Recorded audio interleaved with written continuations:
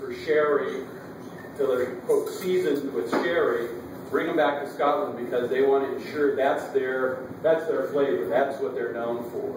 So they are started to use some European oak, which is not as dense, so the barrels don't last as long either, and they don't give quite the flavor.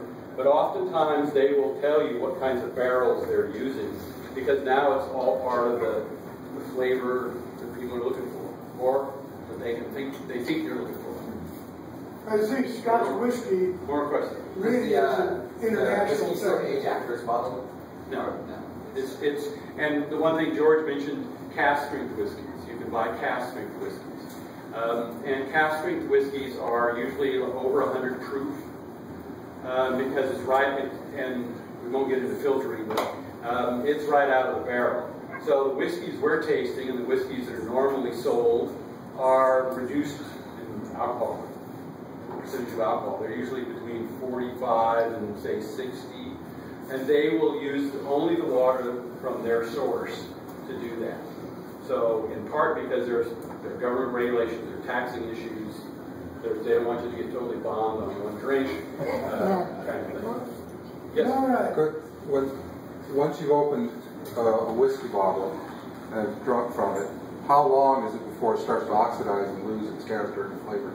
Keep that cork in it and then a nice cover, and it'll last you a long time. Okay, I heard that it's only about 6 months it's good for, and after that... There's some degradation, but it's really the contact with the air. If the cork fits tight and it's in a dark place, it'll last a good while. Okay. Now, on the other hand, I was in the Malt Whiskey Society in Leeds bar, and there was a Scotsman at the bar, and we were tasting it, and they only bottle cask strength whiskeys.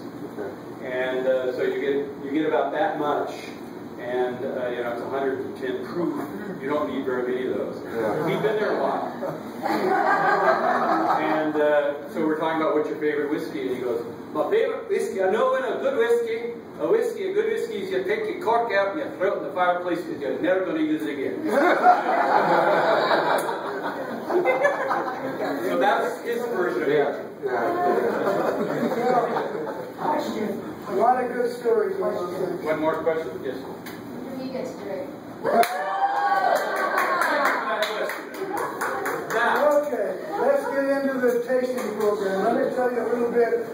A lot of people ask about the water also. You'll find that every single bar in Scotland's got a little pitcher like that with some nice pure Scottish water in it.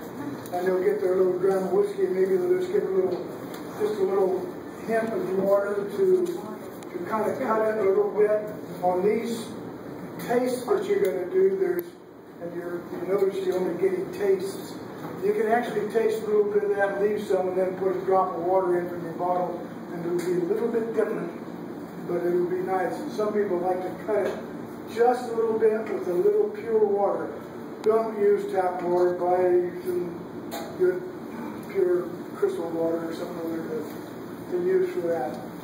The tasting in the old days was somebody came over to your house and you picked up one of these things. You know what that is? Coage. Of course, they were made in glass because when you took your drink, you wanted to be able to look through and make sure the other guy didn't have a knife on him. And they drank out of those, gave him a drink, had a drink. Then we went into, having your dram in a nice little dram glass. So this one came from the Whiskey Heritage Center and so on. You had it that way. And then they found out that it'd be a lot better if you didn't have your hand on it. So the typical real whiskey glass looks like that now, because you can hold it down here and your fingers are not going to warm the whiskey. And you can get more nose the way it's taken. Have your sipping zones. So, we're going to start in with the first one. First one. George, there's one question. Over here. Question. Where did you get the glasses? Well, this one came from the Open Distillery in Scotland. There's a vendor. There's a vendor there. Yeah.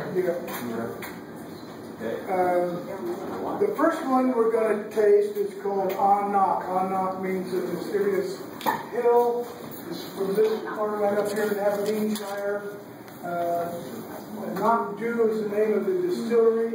The what they call the whiskey on knock, so it doesn't confuse with knock and do whiskey. A lot of things get pretty close. This particular one is a nice, fine whiskey that gets their water from that hill in a spring. You're going to taste a little honey, maybe a little lemon nose in it. You got to be very careful. You put it on your tongue, push it against the top of your mouth, and let it slide down again, because you have different taste buds in different parts of your mouth, and you'll get that flavor a little bit in there. This particular one is, gets it's a nice amber color, very light amber. Long, smooth finish. 12 years old, 86 proof, and only $36. That's pretty nice for a reasonable single malt. The next one we're going to do is called Scotch. Come up here, Ben Limits. Distillery in the space side. This one's a little more full flavored. The water really does turn it out. A little bit darker. You're going to get a hint of heather in that one. It's a hint of heather. You know if that kind of smells on it. You'll pick that up. Some fruit, a little fruit nuances maybe. I like that. This one is also 86 proof, and it's only $40.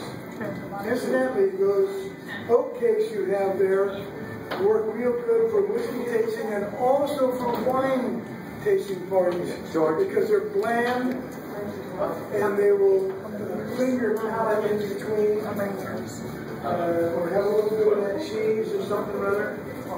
And just take a bite of it and have a little piece of that. You won't taste the previous business. Start stacking them all up in the last one. You won't know what it is. Any questions on so far? Any questions? Yes. Pronounce how you say the name.